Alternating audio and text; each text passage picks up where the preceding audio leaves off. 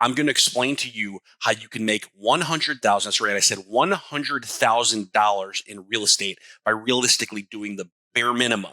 If you don't know anything about bare minimum, that means not a lot of work. All right. Now, it all starts with the phone. It all starts with phone work. Okay. You know me, I'm an expired for sale by owner circle prospect guy. That's my thing. All right. So let's say, this is all hypotheticals here. We're going to work with hypotheticals, but I think it can break down to reality very quickly.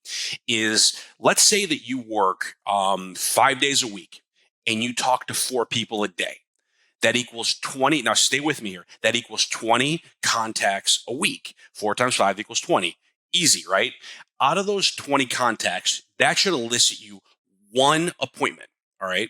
Now, let's say that you like to take a lot of time off and you only work 40 weeks a year. If you're making 20 contacts a week at 1 appointment a week, that 1 times 40 equals 40 appointments. I hope you guys are still with me so far. Now, let's say out of those 40 appointments, 50% of those cancel on you. That still leaves us with 20 appointments, 20 listing opportunities, whatever you want to say. Now, let's say your conversion ratio is just horrible and you're at a 50% conversion ratio, which means 1 out of every 2 appointments you will take a listing on. You got to get that up to like 60 or 70, but that's beside the point here. So 20 divided by 2 equals 10. That means 10 listings. In a normal market, let's say all 10 listings sell.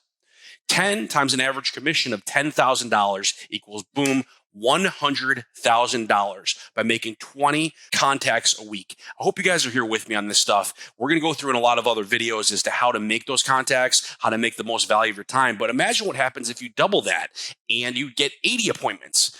And that's 2 appointments a week, 40 contacts. We can break it down further if you want. That's $200,000 a year by speaking to 40 people a week.